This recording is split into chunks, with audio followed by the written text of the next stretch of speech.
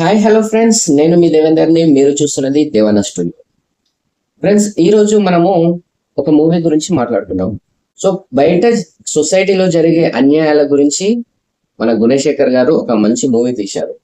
So ఈరోజు ఆ movie గురించి తెలుసుకుందాం.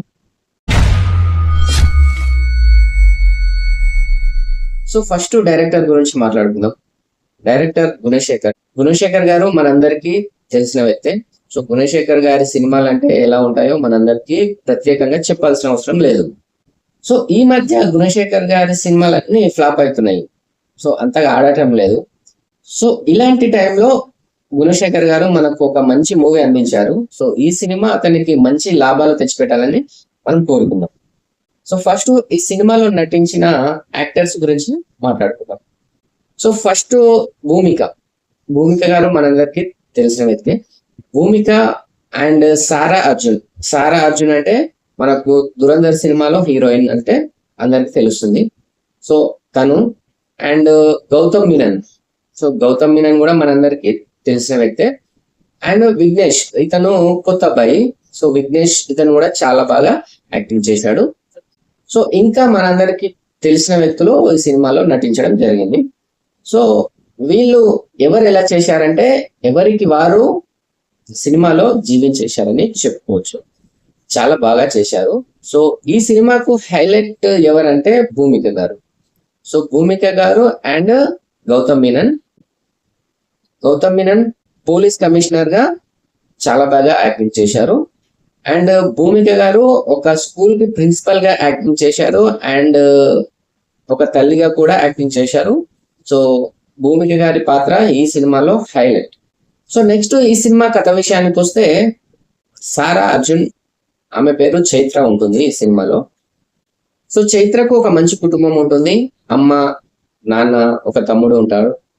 సో చైత్ర సివిల్స్ కు ప్రిపేర్ అవుతుంది. ఐఏఎస్ కావాలని తన కోరిక. సో ఫ్యామిలీ మొత్తం హ్యాపీగా ఉంటుంది. ఒకరోజు చైత్ర ఫ్రెండ్ ఫోన్ చేసి పబ్ లో పార్టీ ఉంది, వెళ్దామని చెప్తుంది. అప్పుడు చైత్ర నేను అస్సలు రాను, కుదరదు అని చెప్తుంది. సో నువ్వు తప్పకుండా రావాలి, మీ మమ్మీ డాడీతో నేను మాట్లాడతా అని సో వాళ్ళ మమ్మీ డాడీతో మాట్లాడి ఒప్పిస్తుంది.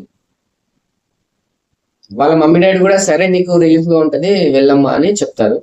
సరే అని తను కూడా ఒప్పుకుంటుంది. సో పార్టీకి అయితే వెళ్తారు. సో పార్టీకి వెళ్ళిన తర్వాత అక్కడ వికాస్ గ్యాంగ్ తనకు పరిచయం అవుతుంది. సో వికాస్ గ్యాంగ్ మొత్తం మైనర్సే. ఇక్కడ ఈ చైత్ర కూడా మైనరే. సో పార్టీ జరుగుతుంది, అయిపోతుంది. సో పార్టీ నుంచి బయటికి వచ్చేస్తారు చైత్ర వాళ్ళ ఫ్రెండ్. సో చైత్ర తన నాన్న కోసం వెయిట్ చేస్తుంది బయట. సో అప్పుడే వికాస్ గ్యాంగ్ వచ్చి తనకి ఏవేవో మాయమాటలు చెప్పి మా ఫ్రెండ్ బర్త్డే ఉంది, కేక్ కట్ చేపిద్దామని చెప్పి కారులో తీసుకెళ్తారు. సో తీసుకెళ్లి ఆమెపై అత్యాచారం చేస్తారు. అత్యాచారం చేసి మళ్ళీ ఏమి తెలియనట్టు తను ఎక్కడ నిలబడిందో అక్కడ వదిలేసి వెళ్తారు. సో తను వాళ్ళ ఫ్యామిలీకి చెప్పి వాళ్ళ ఫ్యామిలీ సహాయంతో కేసు పెడుతుంది. పోలీస్ కేసు పెట్టిన తర్వాత మన గౌతమ్ మీనన్ పోలీస్ పాత్రలో నటించాడు కదా, అతను రంగంలోకి దిగుతాడు. అతని పేరు ఈ సినిమాలో జయశంకర్ ఉంటుంది. సో జయశంకర్ రంగంలోకి దిగితే ఎలా ఉంటుందో చూపిస్తాడు.